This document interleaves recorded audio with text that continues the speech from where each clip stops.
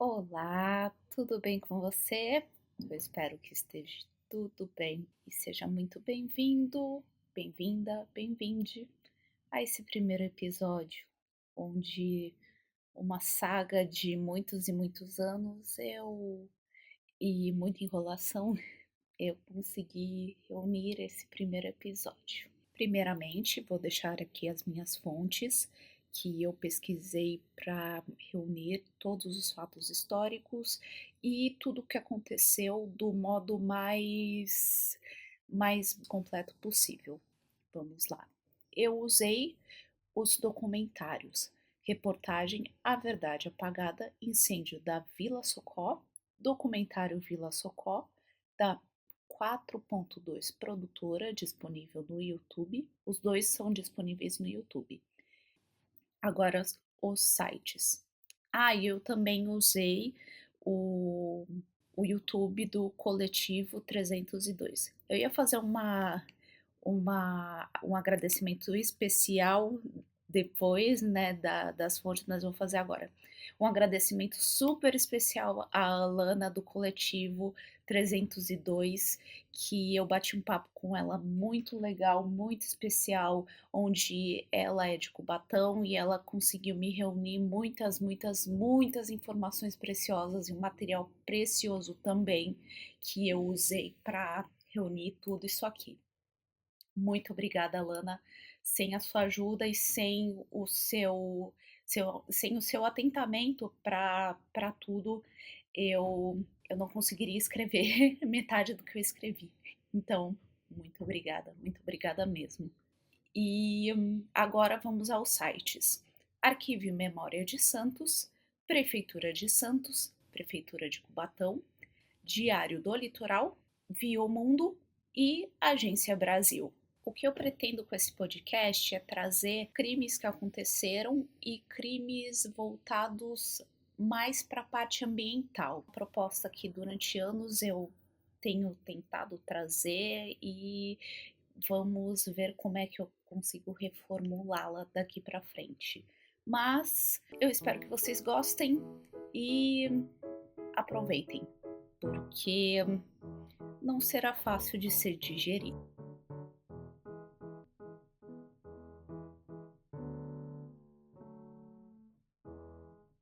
1994, Vila Socó, Cubatão, São Paulo, Brasil. Que cheiro é esse?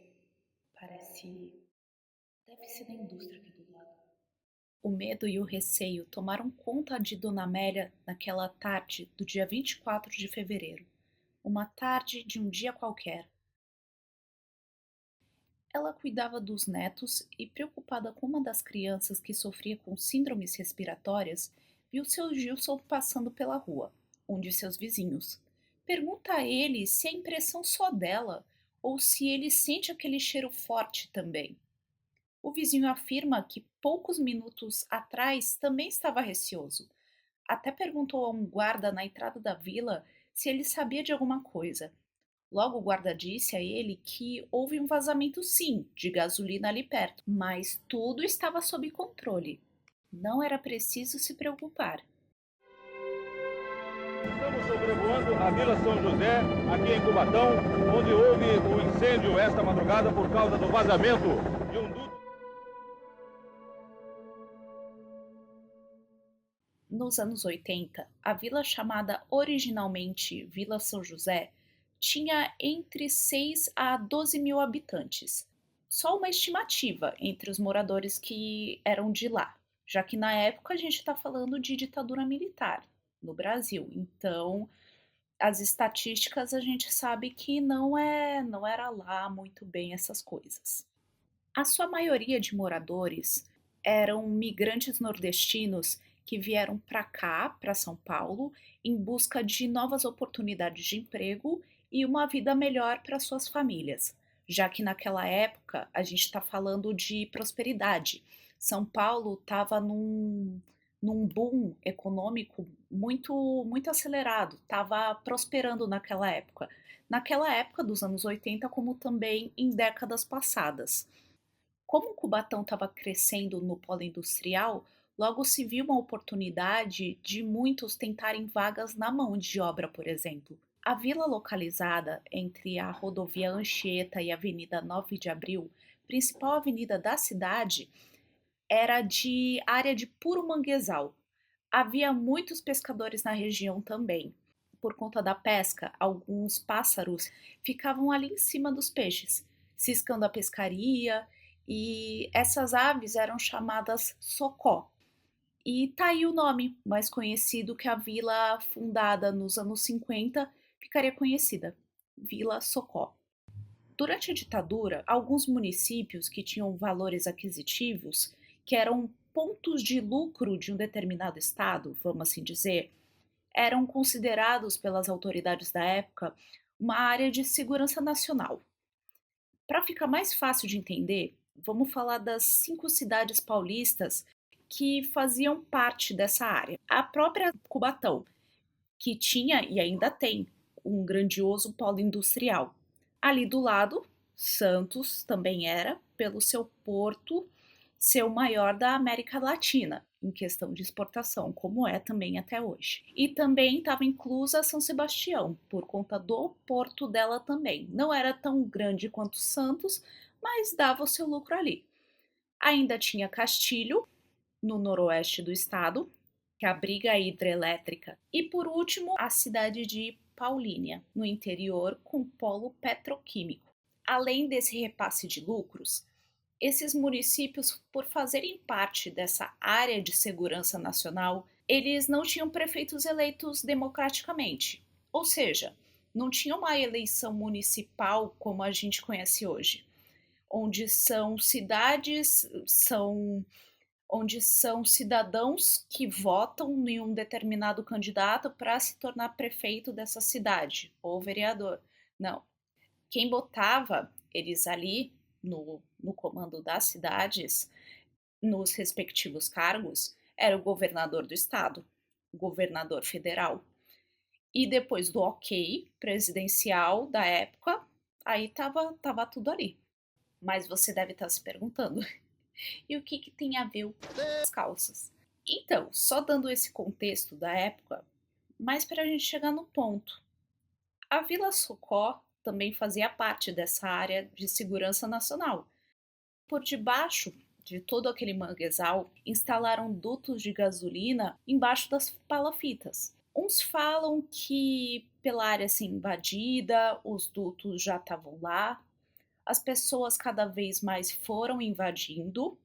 Outros falam que a área se expandiu sem nenhum controle e depois os dutos foram aparecendo. Mas de uma coisa é certa, ninguém, eu digo autoridades da época, tiveram um zelo com essas pessoas que moravam lá.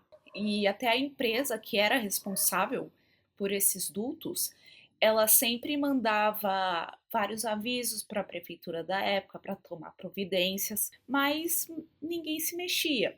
Pelo menos para não digo assim de expulsar aquelas pessoas, mas ao menos dar alguma condição para elas de tentarem ir para outro lugar, para a prefeitura amparar essas pessoas, né? Complicado, porque não é um lugar digno para ninguém morar lá. E tá aí um paradigma para mim, né? Aliás, muitos paradigmas, muitos questionamentos. Primeiramente, como é que uma área que era considerada importante, a galinha de ovos de ouro, aos olhos dos que comandavam tudo ali, não se importavam com quem estava vivendo nas palafitas? Como uma área precária de se viver era chamada de lucrativa. As pessoas que estavam lá não é porque queriam viver ali, queriam viver na miséria, mas não tinham ninguém para amparar. Muitos chegaram do Nordeste e não tinham onde ir, onde ficar, não tinham como pagar uma moradia, não tinham nem o que comer algumas vezes. E invadem locais que são impróprios para moradia. E como a gente vê hoje, até hoje, né? Cenas como essa não só em Cubatão, mas em outros lugares do Brasil também, né? E hoje, para mim, que eu moro perto de Cubatão, eu tenho parentes lá, tenho amigos lá, muitos anos lá, é inconcebível para mim que que essa cidade não tenha um nível de riqueza, de tecnologia que não ultrapasse São Paulo, sabe? Não tenha um desenvolvimento ao ponto de ter carro voador. Tudo bem, eu estou exagerando, mas quem vive lá sabe que a cidade tem muito mais para entregar para os moradores. Lógico que ela se desenvolveu ao longo dos anos, saiu daquele estigma de Vale da Morte, adotou medidas melhores de segurança ambiental e é um exemplo super positivo de se falar, mas esse debate fica nos comentários. Vamos debater saudavelmente por aqui, por favor. Mas vamos voltar. Sabe esses dutos de gasolina? Então, eis que em 24 de fevereiro de 1984, uma sexta-feira de carnaval, ainda por volta da manhã, começo da tarde, começou um vazamento de combustível. A causa vai desde um fator e uma união de fatores, o que sempre foi comprovado.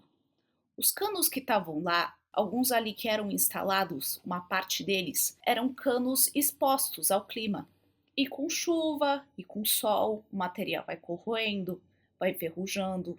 O duto estava sem manutenção, ele ficava sem a manutenção correta.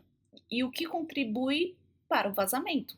Outra possibilidade que sempre foi falada também foi um erro operacional na transferência de combustível, que não suportou a pressão e despejou entre 700 mil litros até mais de 2 milhões de litros de gasolina no mangue. E ainda havia relatos que a maré estava baixa, o que contribuiu para o que aconteceria horas mais tarde.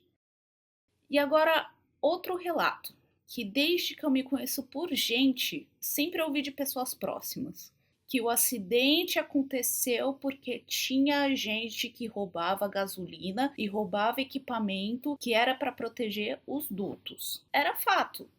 Tinha pessoas que roubavam combustível, sim. Poderia até roubar peças ali, mas o que não foi só essa a causa. A gente está falando de mais de 700 mil litros até 2 milhões de litros que foi despejado. Falta de manutenção, em um local que havia de 6 mil a 12 mil habitantes. Não é somente o fato das pessoas terem roubado essa gasolina que vai anular o fato de que não foi isso a causa. Então é aquele negócio: dois erros não fazem um acerto. Acho que a gente não tem que culpabilizar uma população que já está passando por um processo que pessoas não gostariam de passar.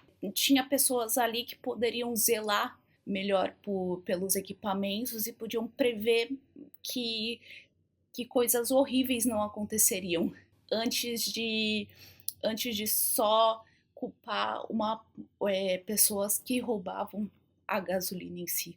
Então, ainda no dia 24, ficou aquele cheiro para lá, cheiro para cá, algumas pessoas desconfiadas. Até teve um contato com a empresa responsável do duto, mas ela falou que não podia fazer nada, que tinha que chamar o engenheiro ambiental antes de tudo. E ele morava em Santos. Não se sabe se ele chegou no local ou se ele não chegou aí. Essa informação é um pouco vaga. Então, o dia virou tarde, a tarde virou noite, e relatos falam que umas 10 da noite, um guarda começou a bater nas portas, de porta em porta, para os moradores saírem do local. Mas estava tudo muito estranho, ninguém sabia de nada, quem podia saiu dali.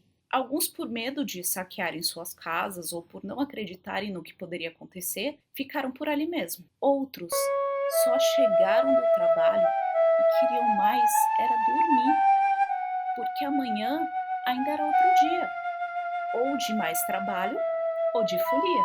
Mas para muitos, infelizmente, o sábado de carnaval do dia 25 de fevereiro não chegaria.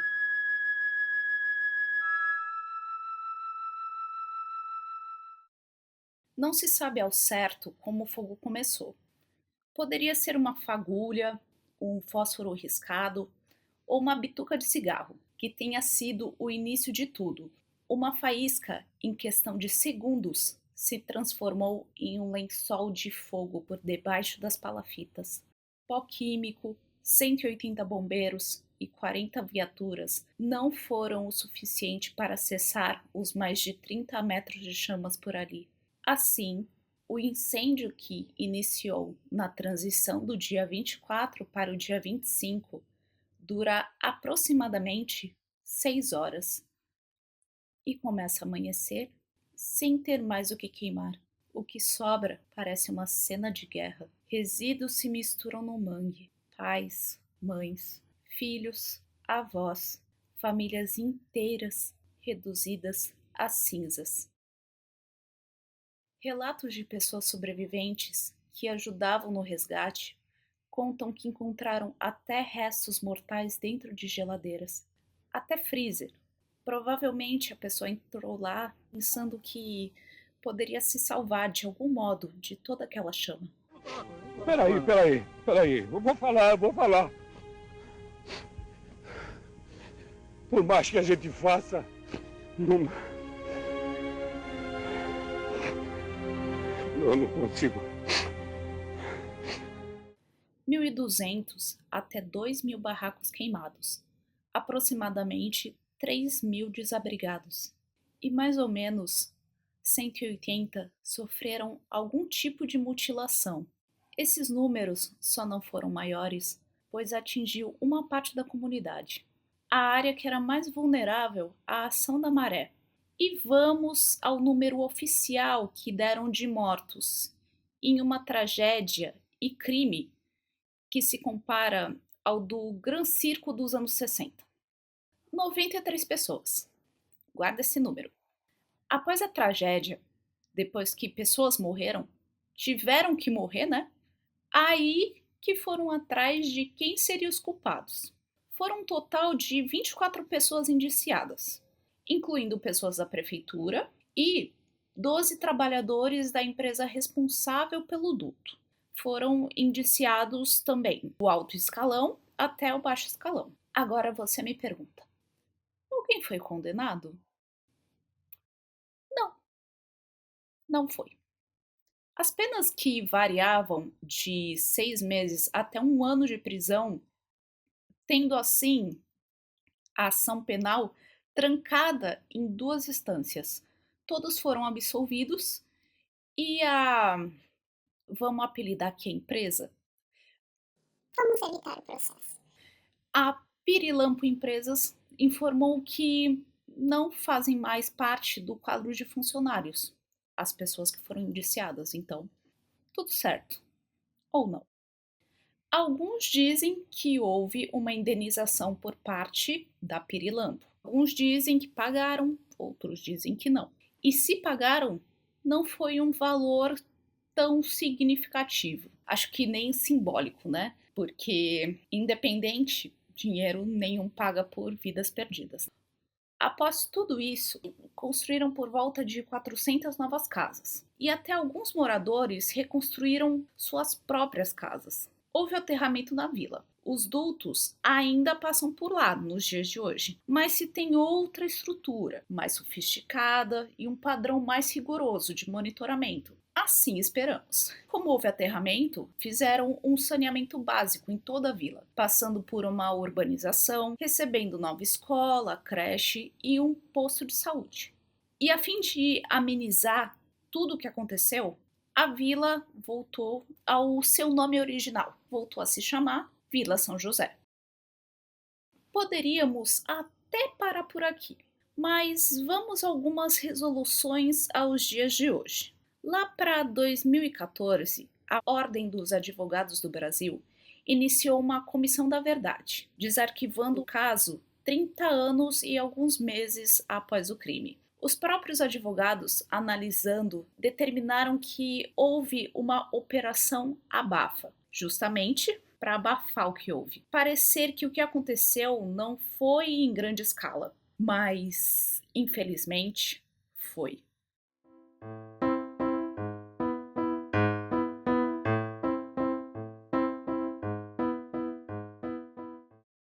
Lembra daquele número oficial de 93 pessoas mortas?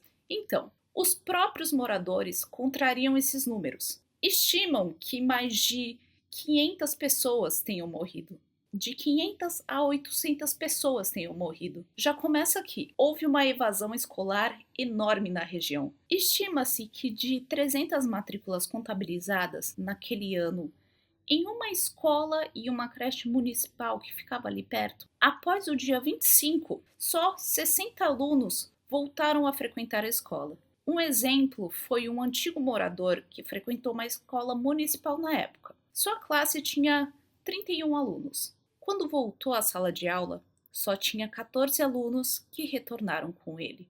Ainda sobre relatos que contribuíram para a ocultação de números oficiais, nos dias que se passaram, tinham caixões de alumínio, onde cada caixão colocavam de 5 até 10 corpos. Assim, fica bem mais difícil a identificação.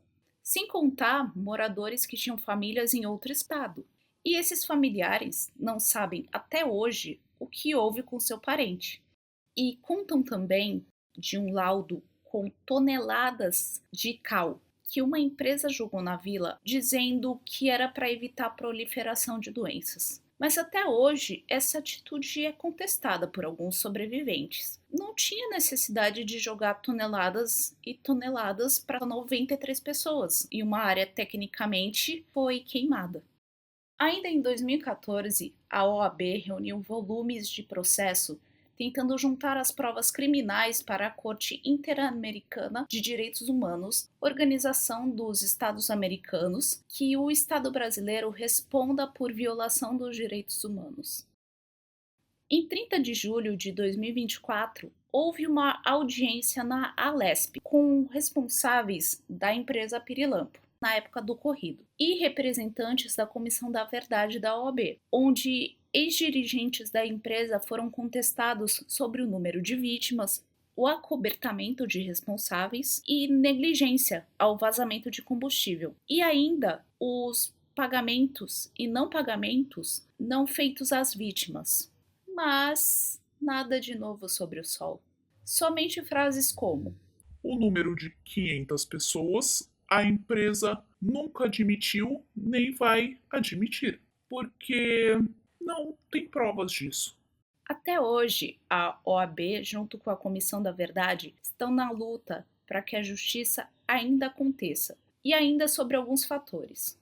Para os que não foram e não sabem que devem ser indenizados, já que houveram até relatos que menores de 12 anos na época não tiveram direito a uma mínima reparação, e que ainda para a punição dos responsáveis, já que o crime prescreveu para os 93 nomes, mas não para os mais de 500 moradores não identificados, e que seus nomes sejam inclusos na lista de mortos e desaparecidos políticos da ditadura. Esse pedido também foi feito à Corte Interamericana de Direitos Humanos.